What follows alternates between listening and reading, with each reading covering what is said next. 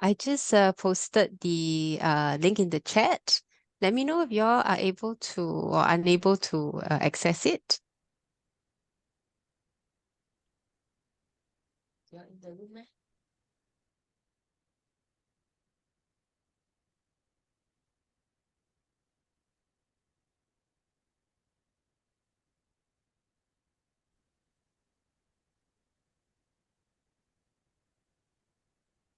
Yes, we are able to access it. Thank you. Thank you very much. Okay.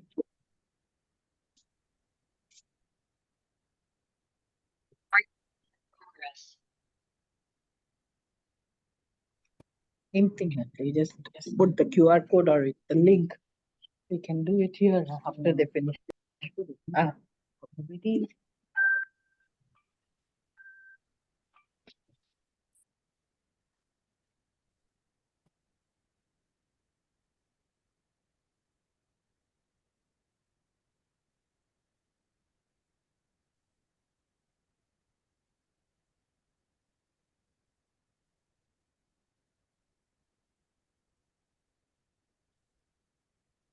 Good evening, everybody. Thank you for those people who just joined us. Can we just get your help to just quickly scan this QR, or the link is in the chat, to do a quick poll before we kickstart?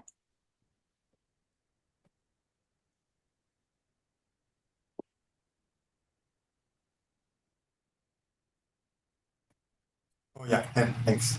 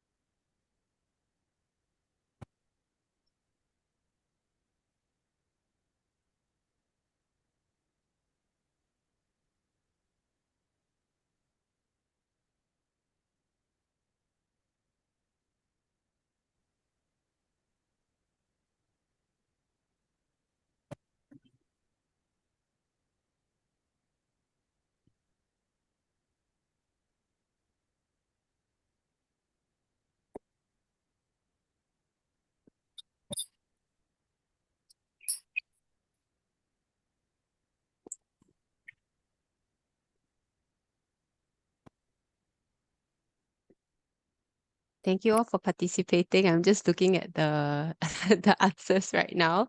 We're gonna start very shortly. Let me just pull up the slides and we are ready to go.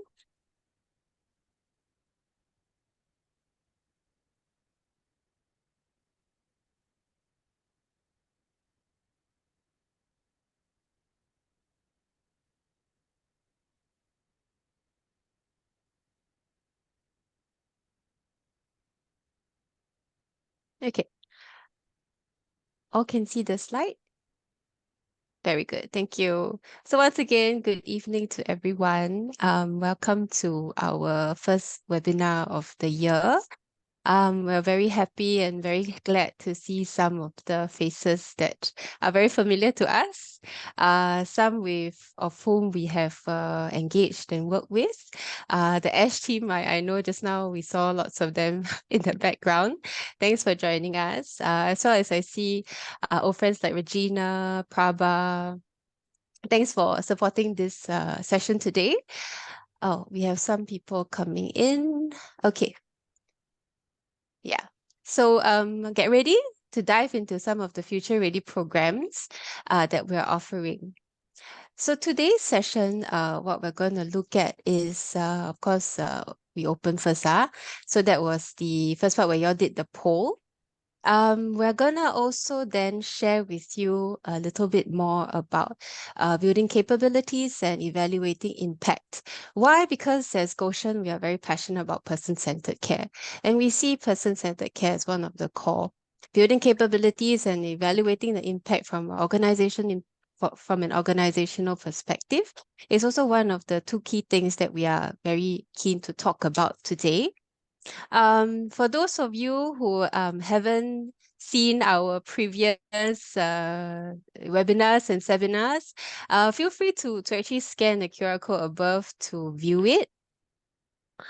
Thereafter, we'll be taking some questions and answers. If you are, very open, you can definitely post your questions here in the chat group. If not, we will be using a platform called Pigeonhole to collect some of your questions. And I mean, if you have any feedback as well, you can go through there.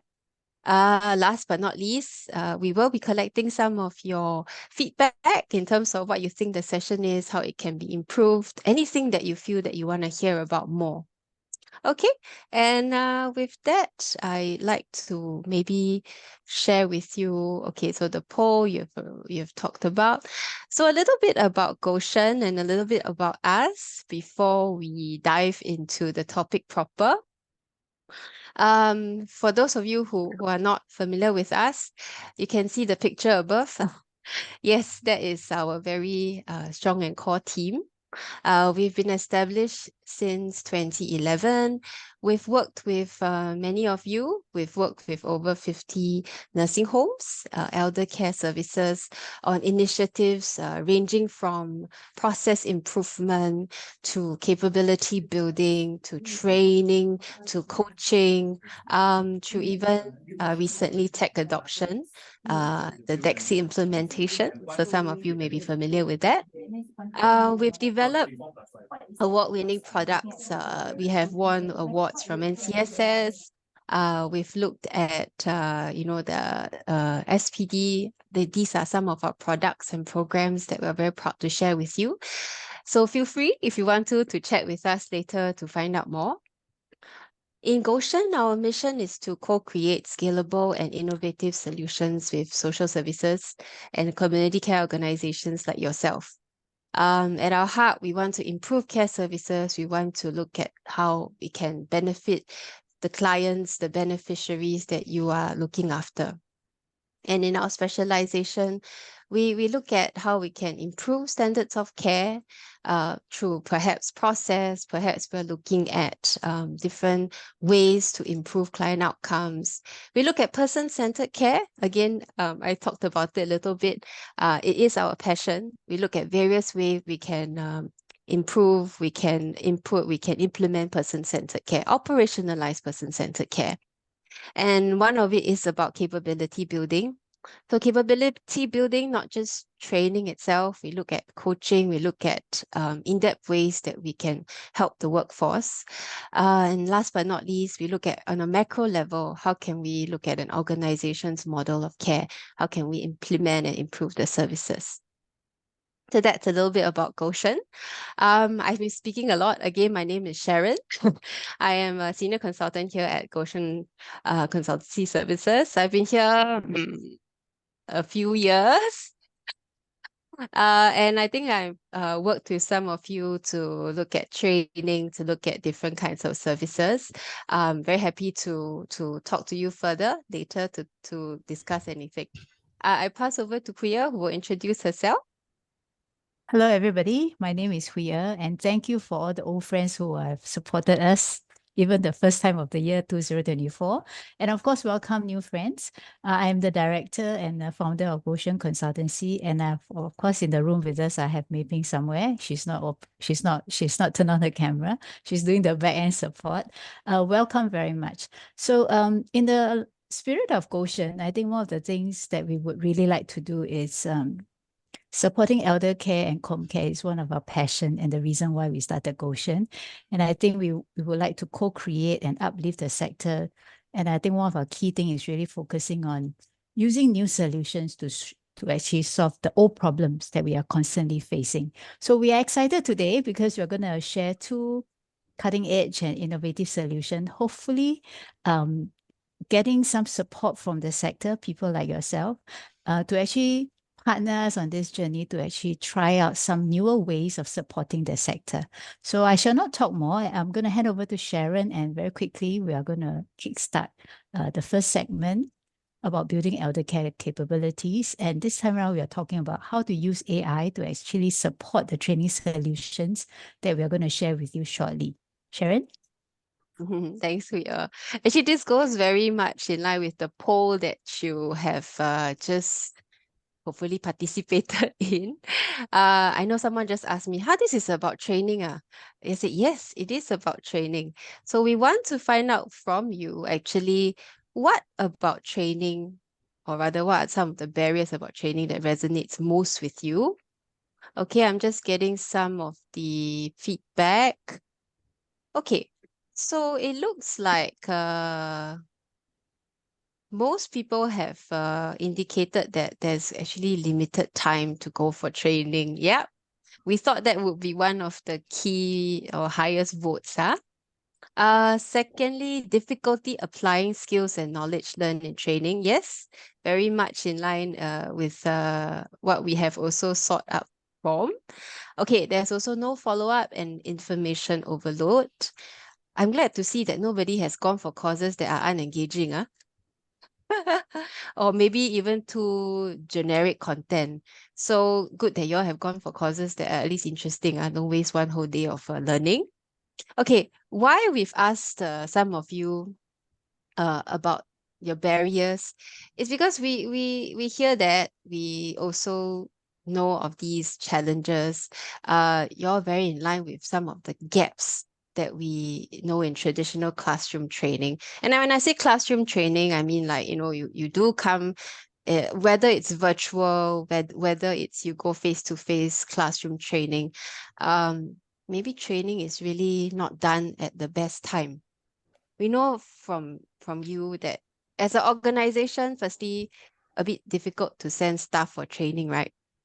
Because if one staff goes, maybe somebody else has to cover. And then, if it's a rostering system, there are challenges. For the staff that goes for the training, sometimes it's also not the best time, right? They may not be very comfortable learning 9 to 5. Some very tired after their shift. It's not exactly at their pace either. The second bit about content is too general. Luckily, nobody voted for this. But sometimes it's true when what you're learning is perhaps too macro level, too difficult to understand, or maybe it's just very theoretical. The third gap could be that there is information overload. So perhaps the type of training, maybe they gave too much details or too many things to pick up, so that, after the training, the learner is like, oh, headache, don't know how to apply. And I go back to no follow-up after training, which is, I guess, one of the other key things you talked about, right? After the training, if there's no follow-up, there's nobody to look at how you're applying it. There is no way of assessing whether the learner is, using that information, using that learning well. Then, from my organization's perspective, should I send my staff for training? Are they learning? I'm not sure. From the staff's perspective, oh, they go, they learn, one day, end already. What do they pick up? And last but not least, no defined strategy. So what I mean here is, it could be that whenever there's a course available, the organization say, hey, staff A, go for this training. Another day available. Hey, you are available, go for this other training. But there's no defined strategy. We're not saying that this builds on the learning.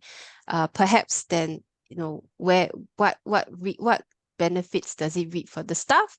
What benefits does it reap for the organization? And these are gaps I think you're probably are very familiar with. And I won't go into too much. I want to share with you actually, or rather, what we want to look at in terms of overcoming these gaps. Yes, we are. Thanks, Sharon. I think the issue of training is a very real challenge on the ground for a lot of us. I mean, we are in the human care touch industry, and the difference between other human touch industries is that our care staff needs to have skills and competencies, and training is often one way to support and upskill the staff to be able to deliver good care. So we're very excited to actually share with you our cutting edge Eldercare A+ training program.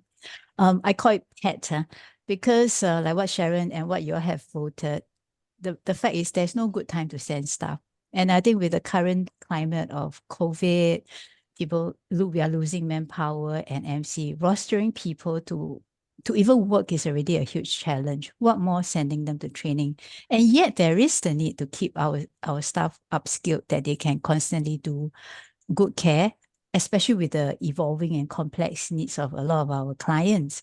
So this AI enhanced training program really looks at, very practically, is a competency-based training focusing on elder care. Particularly currently we're talking about dementia-specific training. I'm going to talk a bit more what it is. It is taken in reference to the AIC Dementia Care Competency Framework. And I think many of us in this room would know, with the new regulations coming in, as we get more and more people with dementia in our care settings, it is a regulation eventually to have all care staff to at least minimally be basically trained in dementia care competency. So in this training program, we are looking at, of course, facilitators who are expertise and specialized in dementia care. And the care course content is very much contextualized to a lot of the care setting. So it is practical in that manner. Now, like what we talked about just now, a lot of times it is easy to attend training. And in this age where we are living in the Google age, knowledge is massive, is everywhere. But how do we actually turn the knowledge and information and translate that to skills? Often comes with practice. Now, a lot of the training programs may not be able to factor in that kind of opportunities where the learners can practice with some form of feedback and coaching. So the second key feature about this AI enhanced training is about having an accessible training platform where the learners, after going through the classroom training, there is actually unlimited hours of immersive practice. Later, I'm going to show you a little bit of what that snapshot looked like, where the learners can actually practice the knowledge and skills interacting with a virtual human person, with a person with dementia. And as the interaction happens, the learner is also getting feedback how well they are doing in terms of applying their skills and the knowledge, addressing a scenario that is very common in a lot of the nursing home, day centers, or care setting.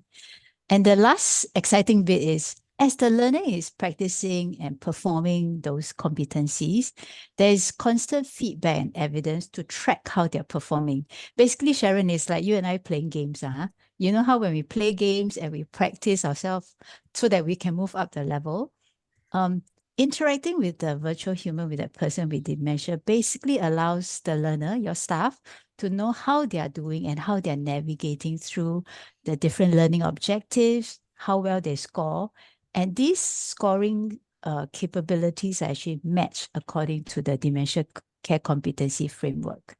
So this is really the exciting thing about this, I would say a cutting edge dementia AI plus training, where it is accessible to the learners because they can do the learning in their own time, at their own pace, with multiple opportunities for practice, which at the same time, as the organization, you would be able to track when you send the staff for training, how well are actually they performing in terms of the competencies that they have attended the training for. Can I have the next slide, Sharon? I'm sure people are excited to at least have a glimpse how this looks like. So I think most of you should be able to see the screen now. So this is a Goshen's proprietary AI enhanced training program solution. Of course, as we develop this virtual human with dementia, we can actually develop this older person to have other conditions, replicating many care scenarios that all of us work in here. So this AI virtual human actually allows a more cost-effective learning method, and it enables the learner to have a very immersive practice in a very realistic scenarios. So if I use the most classic example of a person with dementia in, let's say, a day center or nursing home, and maybe one of the common issue is, Missy, I want to makan, I want to eat my lunch, even minutes after they have eaten their lunch. And this repetitive request, how can the staff actually apply practicing different, more effective communication technique to this person with dementia so that they actually can sometimes de-escalate, calm down, or redirect their attention to something more purposeful? As you can see here, this platform can actually be accessed via your usual computer and laptop. It also can be accessed via a mobile platform like a tool like a handphone or a tablet. So basically, the person who has attended the training, once they get hold of the knowledge, the theory, and the techniques, they can actually practice unlimited opportunities at any time, anywhere. And when they're ready, they can actually log in to do like a test to actually know how well they have actually performed with their numerous practices. You mean this is like a game, Hui Er? It looks like a game. It's a virtual human kind of platform. And you're right. If in fact, this interactive screen, you can't see it now because it's a photograph. You actually can do a 360 view of where this person is. So this could be your, let's say, a nursing home care setting, dining hall, or in an activity area. And you can have the learner can actually have a very good sense of what this environment look like. And the type of behavior or communication needs of that person is actually quite realistic. Because you know, Goshen, we are quite familiar with the needs of the older person. So we have built this person to be as realistic as you would like see your client in a care setting. And as the learner address the different requests of the person, if you can see the green and white bar on the side, basically if you have hit a mark, if you have hit an objective, you will get a score. So Goshen, Sharon, you're right. Interacting with this person with dementia, if let's say the objective is maybe being able to help them meet some of their unmet needs, address some of their concern. So as the learner interact with them, it's like playing a game, practicing their skill, and they'll hit the full mark if they can actually calm this person down and maybe engage this person to be in a more positive emotional state. Oh, okay. Can I ask then, do we talk to the screen? Cannot. Sorry. Do we talk to the screen to get the response, or how do we meet the objectives, or do we type? How does it work? So the good thing about this platform is we can start with typing.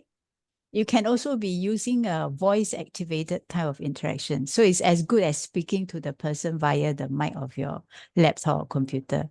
But I can recognize that maybe for people who are maybe slower or there's a language issue first, you can also type in your responses. So there's a multimodal type of interactivity with this virtual human, really targeting at the learning pace or the profile of the different clients. So sounds exciting, right, Sharon? And I wonder if the rest of the people in the room finds this exciting as well.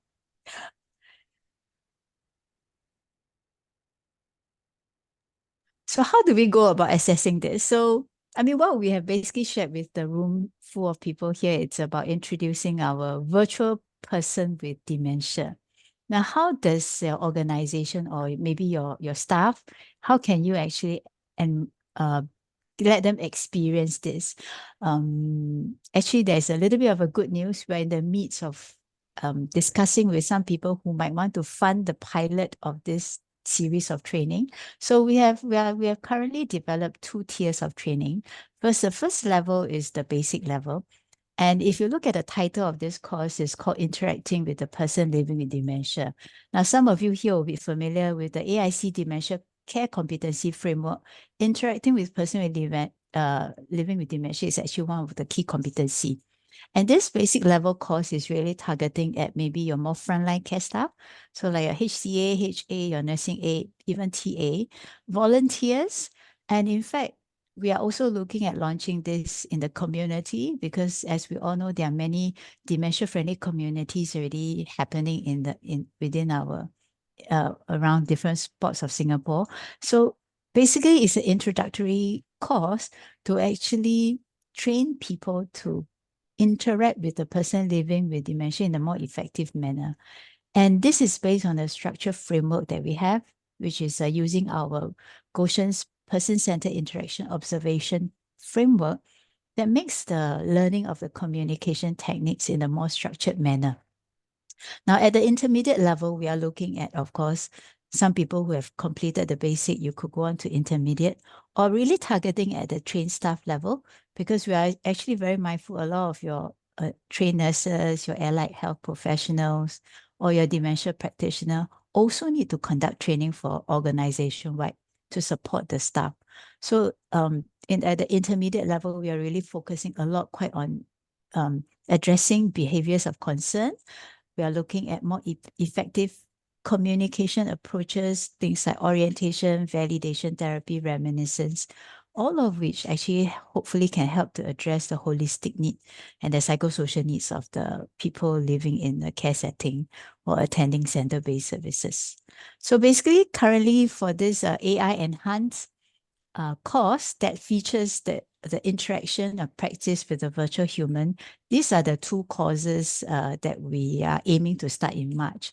And as I was saying, there are already some interest for some donors to actually support some organizations who are willing to be part of this pilot. So please feel free to contact us, some of the homes or centers that you think you would like your staff or yourself to actually be a part of this pilot. Please let us know. Actually, you can fill up the form right here and we will contact you. It could be yourself, it could be, your organization's training person. So register your interests here. We have a Google form. And of course, some of you may have questions about maybe what this course is all about, what kind of learners maybe you want to be sending. So you can actually post any questions you have in the smaller QR code at Pigeonhole. Alternatively, if you are also just, quite comfortable, you can chat us up. You can put into the chat and we will also reply you shortly. I think what is important is that you find that this will benefit your organization. You find that this is actually helping with the flexibility in learning, that it is a practical course. It's something that you want to embark on. Please register your interest. Let us know. I will share the Google form shortly. And then, it's easier if it's in the chat as well. Yeah. Okay. Hi, Sharon. Yeah, just want to ask, just now we have mentioned about one of the module as part of the dementia advanced practice care that is part of the new framework. So is it supposed to replace any part of it, or it is just an extra on that?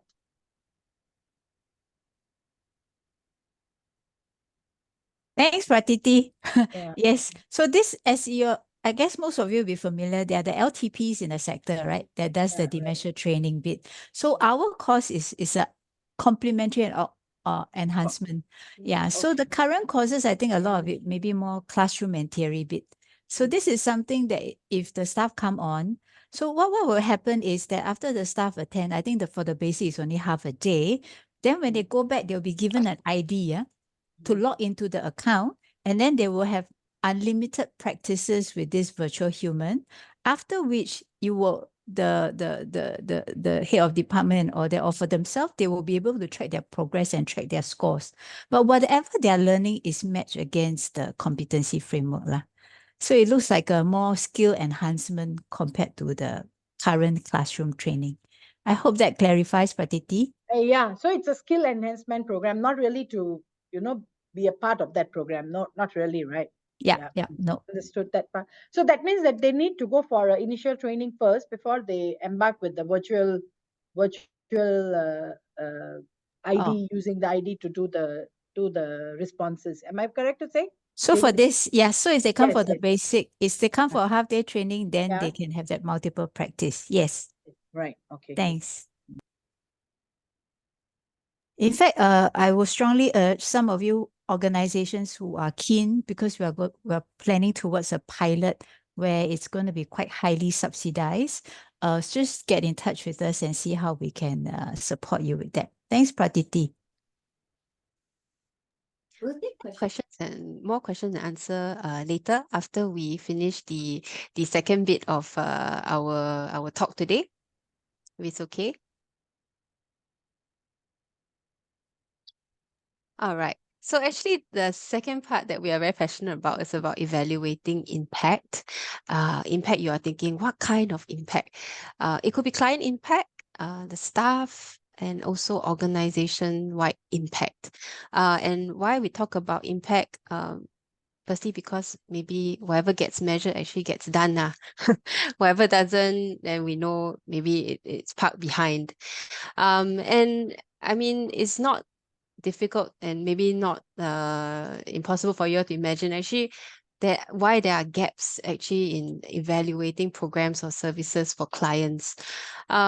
Three main things that you all may be familiar with. Firstly, because we may not really quite understand our residents' needs and preferences or clients' needs and preferences.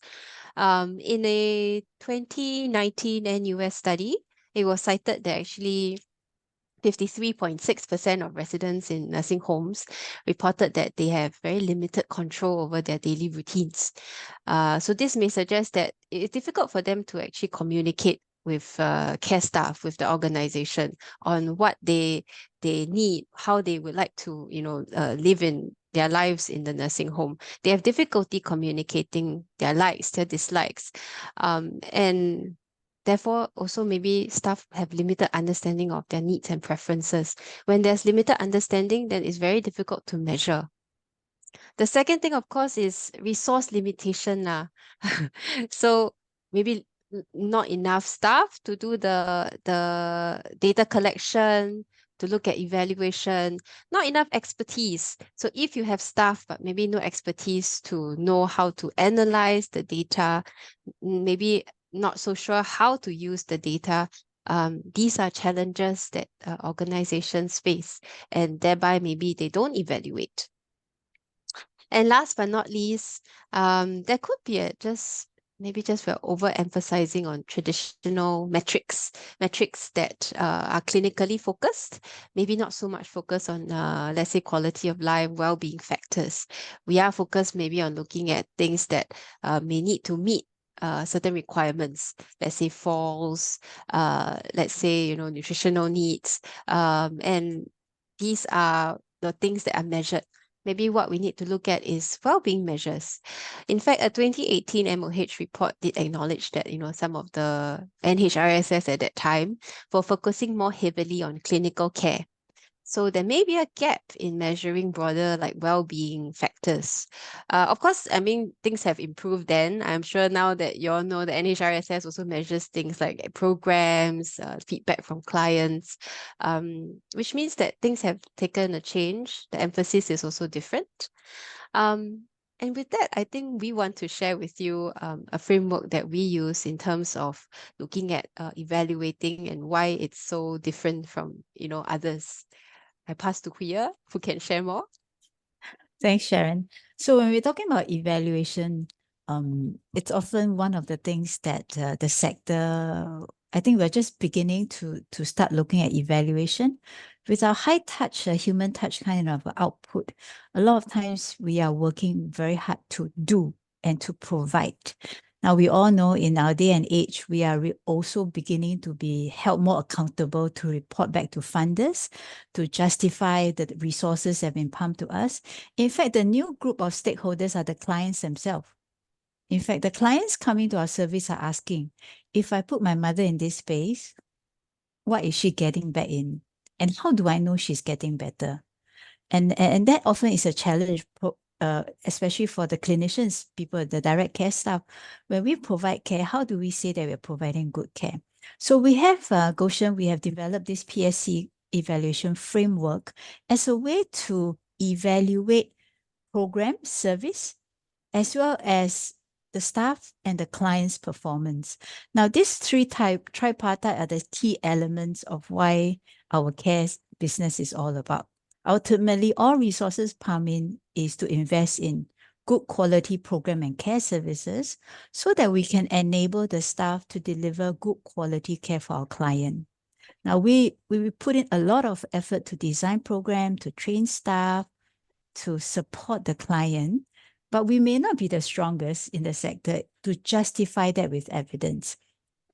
So in our evaluation framework, we are really looking at the program output and outcome level. What can we tell the funders, the ministry, or the sector that what are good practices? What are indicators of that? I mean, currently to justify back to the funders, we do the first top-notch numbers. How many people are we serving? How many people are attending? So that is a very, I would say, top level of evaluation. Now, for a lot of the direct care services, how do we know your clients are improving or getting better? Even for, let's say, palliative clients, even for people with dementia who are often deteriorating. We must be doing good thing, right? They are improving, but we may not be finding ways to justify and show evidence of that. So that's something we are looking at in terms of measuring the program and care service outcome and output. And how do we also solicit feedback from the staff who are the ones delivering the care for that? Now, at the staff level, how do we evaluate that the staff are given sufficient or appropriate resources to do the kind of work? And whatever the staff are doing, how do we know that that's good performance? So we are looking at evaluating how the staff deliver the program through their interactions, through the way they deliver care. And ultimately, a lot of times this is validated by the responses of the client. Now, of course, we all know AIC do the regular survey at all the nursing homes and day centers, and we involve the clients and the caregivers in satisfaction survey. But I will ask you, how many % of your clients can participate in the survey? I mean, I would say conservatively 20, 25%, that's about it if they are have the mental capacity to respond to that. Now, for clients who are cognitively impaired, who are unable to articulate in the traditional way, then how can they give feedback back into our care service and care program? So this is the three-part element that really guides when we talk about evaluation for impact at the organizational level for productivity and resource, at the staff level for their performance and competency, at the client's performance level in terms of their satisfaction.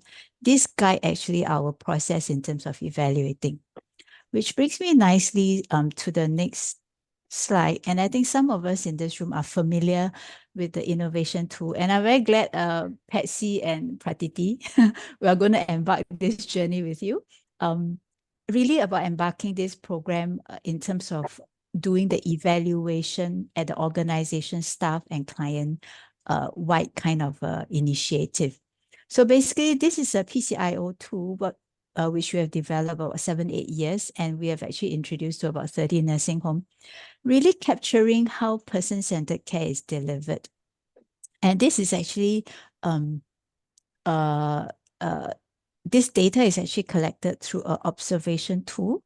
In a very simply put, we are actually teaching the staff to capture 20 minutes of a snapshot of any care transactions, whether is this a very complex one in terms of doing nursing procedure, is it doing personal care, like sometimes you do shower and all that, and that it can be quite challenging. Is it during therapy? Is it during conducting activities?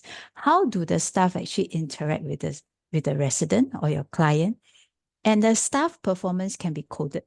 The client's responses can be coded. And in totality, if we capture this at the ward level, at the nursing home level, at the center level, we actually can generate data in terms of the competency of the staff, in terms of the satisfaction of the client, and also at the program level, why certain programs are doing better than others because they're more popular. And now we have data to justify that. So basically, this is a PCIO tool that we have developed. And in fact, can I have the next slide, Sharon? Knowing how resource intensive the sector is, every time Goshen develops a solution and introduces a solution, we also want to partner people who can enable the sector. So we are very pleased that we are one of the mentors appointed by Kwong Wai Shiu Skills Future Queen Bee Mentoring Program, where organizations who are interested can just apply and tap into this funding, that we actually can do a consultancy and training program with the organization to actually evaluate and design a more streamlined evaluation process, whether is it for your program level, whether is it for your care delivery level, whether is it at the organizational level in terms of the staff competency performance, as well as the client satisfaction, even for clients who do not have the mental capacity to give feedback to how happy they are with the service that they are receiving. In this case, more staff can actually be involved in your evaluation process. I mean, the very traditional way of evaluation, we often have certain audit team or internal quality team who does, which is done by a small group of people who goes around the services to evaluate. So this process of evaluation that we have designed actually involve more insights and feedback from even the different ground level staff to the middle level staff, so that the evaluation actually is gathered from different tiers of insights from the organization. And of course, this is although observation may sound time consuming, I assure you this is one of the fastest tool that we have actually come up with that will capture a of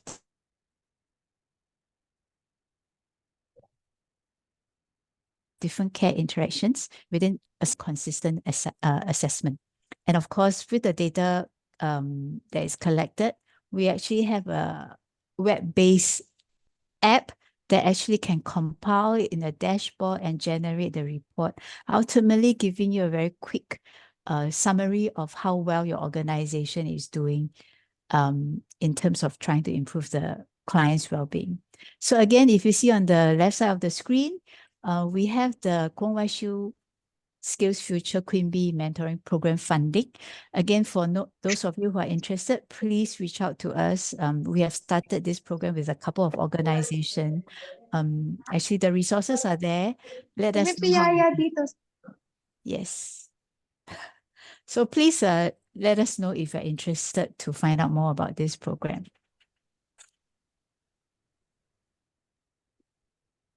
And once again, please register your interest for the program as well.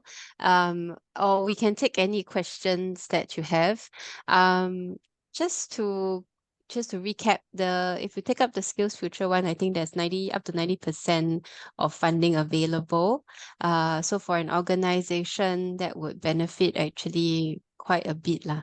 So do reach out to us, register your interest so that we can come back to you, share with you more, and maybe more in depth in terms of what opportunities we can work with in your organization. Yeah. Similarly, of course, if you do have more questions, please, I encourage you to post your questions at Pigeonhole. I'm going to just put up this slide for another 2 minutes and I'm going to flash up the Pigeonhole questions.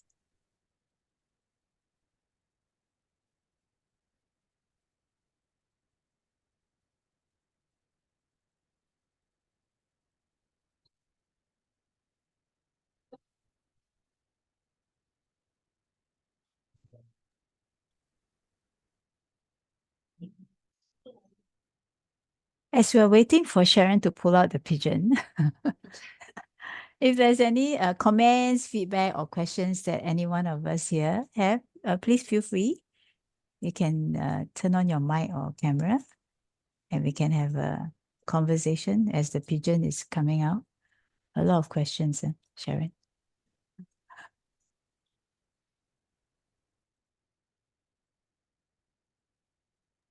Give me a second to pull up.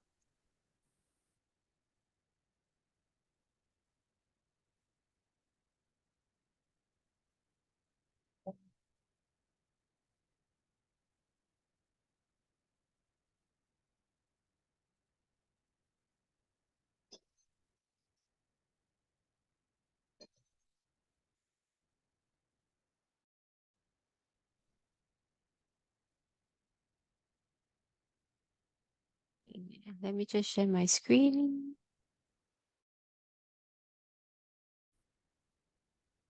Yeah, I think some of you all have also voted on the questions. Maybe we can look at those with the highest votes first. Okay, so this one this one quite easy to answer. What level of staff can be trained to conduct the evaluation. Okay, we have trained staff from like I would say TA, HCA level, all the way up to your nurse manager level or your head of department level. Yes, these are the types of level of staff that can be trained, only because we are able to break down the training and contextualize it quite a bit, and to make it easy and simple to understand, so that whoever is doing the evaluation, they are able to understand how and what category and what code to input. Okay. So hopefully this answers Anonymous's question. Okay, second question. How long is the basic training? Okay, the basic training itself, classroom training is 4 hours, but what happens after that is that the staff has unlimited hours of practice that they can do with the virtual human for about a month. And then there is also a coaching after that to look at how we can guide the staff to improve the way they communicate with the virtual human and thereby also an actual human. Okay. Okay, let me tick off the ones that we have done. Okay. Okay, what are the components used to measure person-centered care tasks under the PCIO? Okay, components. Okay. Components means the codes, right? Okay. Okay, Via, you want to take this? Let me check off those that I've answered. Yes. So in the PCIO, the evaluation observation tool, what we are observing are twofold. One is what we call the staff interaction code. That means what are the staff demonstrating, right? So we observe the behavior of the client, the staff, and we'll rate that according to how PCC that is. The other component, it's actually the responses of the client. Now, we will all know sometimes your client may not be so cooperative, or to a certain extent, sometimes they are quite assertive, and sometimes even escalate to maybe more agitated kind of responses. So when using the PCIO observation tool, we are actually observing two components, the staff interaction code and the client reaction code. And when we match these two together, we actually have a third part, which is about the interaction pattern between the staff and the resident or the client in that sense. So if you are thinking of upskilling or training your staff, then those are very specific behaviors that you can train the staff to change. Seeing the residents' responses, there are also very specific behaviors that the client is responding, that you can then try different interventions to try to change them from less, maybe from agitation to maybe calmer or to be even happier. So these are some of the components that we use to measure person-centered care in the PCIO tool. Hope that simplify. That is a simple way of explaining how we actually use the observation tool. And I'm just wondering now, anybody has any other questions or comments?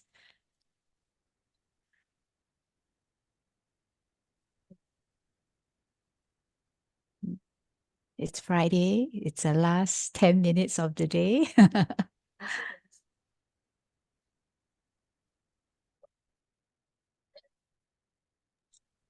Okay, maybe we just answer one more question. Just now we answered quite a bit about the PCIO training.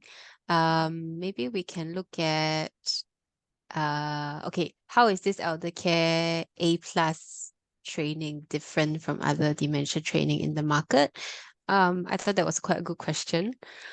So a few things differentiates us from maybe some of the other dementia training. So I think firstly, of course, we have the AI bit. So we have a virtual human that engages and that learners can engage with and practice with. So that is one edge lah. The other one is, I think, what Huya talked about was there's a trackable performance. So what happens is that as the learners speak, communicate, how quickly they can reach the objectives, we can track that. We also can look at pre and post score. These are dimensions that we can look at before training, for example. How is this staff communicating with the virtual human, also known as the person with dementia? After training, what is the change? Are they able to now meet the course objectives? Are they now able to speak and communicate with this virtual human differently?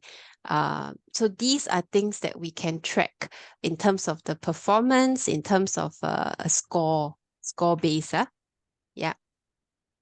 I hope that also answers the question. And I think that's about it for now. How long is the basic training? Oh, that one has been answered already. So it's the time commitment is actually 9 hours lah, but the actual classroom training is 4 hours. Okay. Maybe one last thing is, how many languages can the virtual human speak?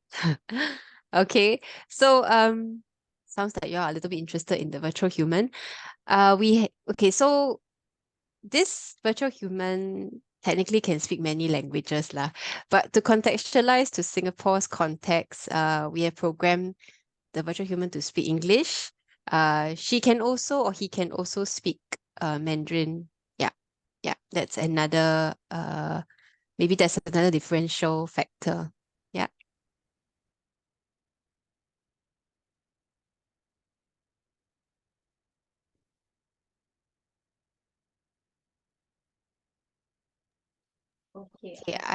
Okay, sorry, Huya.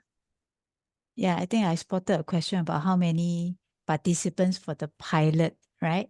So I'm glad somebody is interested because we are quite excited if we could get this support. There's a funder who might be supporting this for the pilot. We're actually aiming to hit about 100 participants, and this could come from different organizations. So if you're a day center or nursing home, if you're really interested, please put out your hand, let us know. I mean, we could be having like 5 to 10 participants from maybe per organization.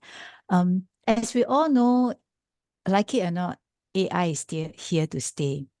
And in the healthcare sector or home care sector, what often is the challenge is quite hard to adapt AI into our sector and use it as a solution. What we have, I think, quite strategically used it is to address the gaps. With the virtual human, it can let the staff practice working with this virtual human, because as we all know, a lot of our staff actually comes from overseas. And although recruiting them is already one challenge, once you get them here, language is definitely one. Now, skills is the other one. Now, with the complexity of people with dementia as the clients, we're having very kind of different needs. Common care challenge is addressing the communication difficulties, addressing the dementia behaviors of concern. And that often when the staff go for training, there's no way to help them practice in the real environment. So this AI enhanced kind of a platform is really as close to the real life scenario to let the staff practice in the non-threatening environment and also in their own pace. So yes, so this is where we are at. We're aiming to hopefully hit about 100 people, staff from different organizations during the pilot phase. So reach out to us if you're keen to be part of that journey.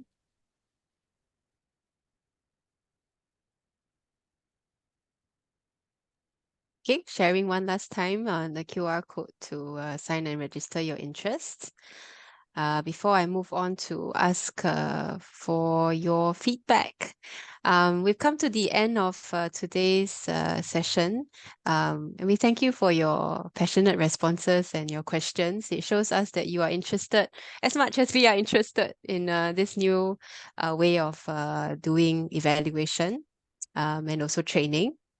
If you can, I would also get your help to just fill up this feedback form. We want to know what you want to hear more about in our next session of webinar, which will happen next quarter. Okay.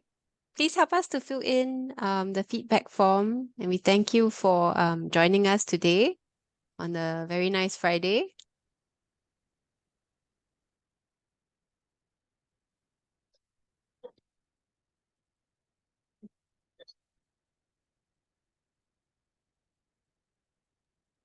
Last but not least, I want to just encourage you guys, if you haven't seen our humanoid Dexy, please do come and join us at Kwang Wai Shu on 26th of January, where we are looking at showcasing Dexy live with the nursing home residents. So you can actually scan this other QR code. I know there's a lot of QR codes to scan today. I apologize. But this other QR code is to actually register you as a participant for this upcoming seminar we are holding.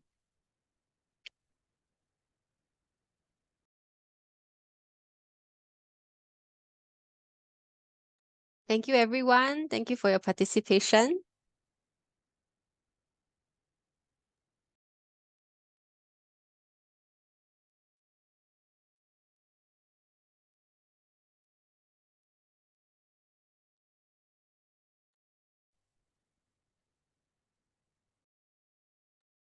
Thank you, Prabha. Is there anything you want to check in with us? No. Thanks for sharing. If you have any questions, I will get back to you. Yes.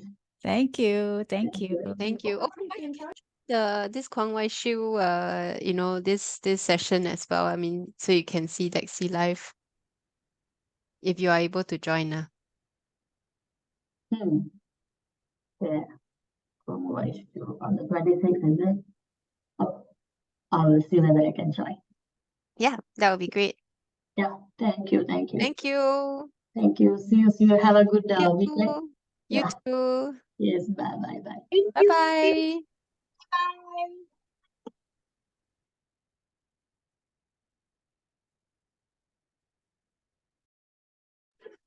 Thanks, Hai Song. Hey. Hello. I finally finished another meeting, so I can say hi to you all now. Hey, is